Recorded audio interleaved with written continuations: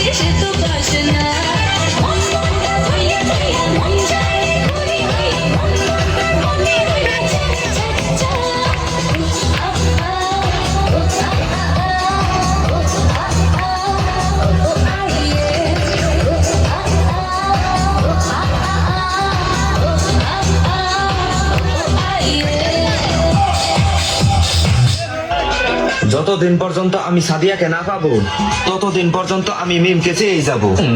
রূপালী, তুমি যদি আমার না হও তাহলে স্বর্ণা তোমাকেও আমার দরকার নাই।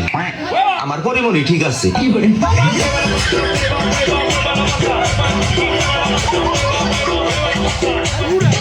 চাচা, বাড়ি ঘর এত সাজানো কেন? আর হেনা কোথায়? হেলার বিয়ে হয়ে গেছে। না, আমি বিশ্বাস করি না। মুরব্বি, মুরব্বি,